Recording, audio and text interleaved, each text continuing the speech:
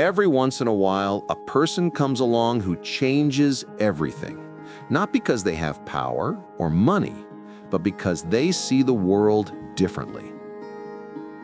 Steve Jobs was one of those people. Born in 1955 to a young mother who couldn't keep him, he was adopted by a humble couple in California. His life could have been ordinary, but Steve never believed in ordinary.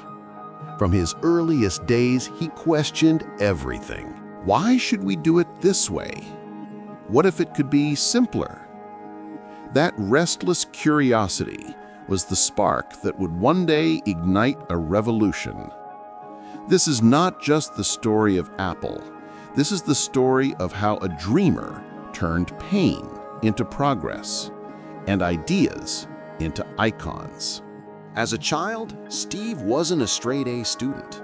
He was bored by school, frustrated by rules, but he loved creating. He spent hours taking things apart just to see how they worked. That curiosity led him to Steve Wozniak, Woz, the genius engineer who shared his obsession with innovation. In 1976, in a small garage in Los Altos, they built their first computer, a wooden box with wires and dreams inside. They called it the Apple I. They didn't just sell machines, they sold a vision that technology could be beautiful, intuitive, and for everyone.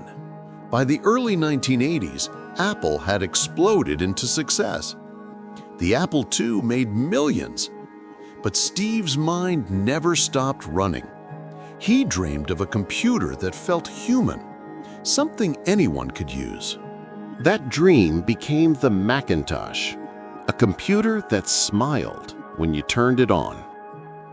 At just 30 years old, Steve was a millionaire, a visionary, and a rebel with a cause. But behind that success, a storm was brewing. In 1985, everything collapsed. The board at Apple thought Steve was too demanding, too difficult, too intense. One morning, the man who built the company was fired from it. "It was devastating," he said later. "But it was also the best thing that could have happened to me. Because for the first time, he was free to explore, to experiment, to start again." Steve didn't stop. He started a new company, Next. The world didn't care much, but Steve did. At the same time, he bought a small animation studio, Pixar.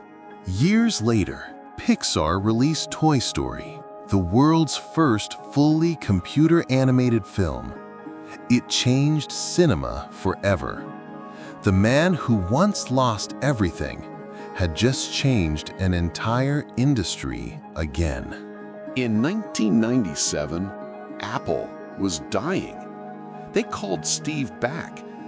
What happened next was history.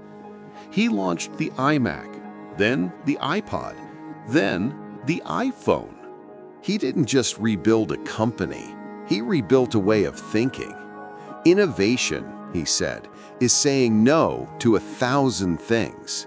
In 2005 at Stanford University, Steve gave one of the greatest speeches ever made. "Your time is limited," he said, "so don't waste it living someone else's life." He spoke about death, not as an ending, but as motivation. "Remembering that you are going to die is the best way I know to avoid the trap of thinking you have something to lose." 6 years later, Steve Jobs passed away. But his legacy lives in every pocket, every screen, every idea that dares to think different.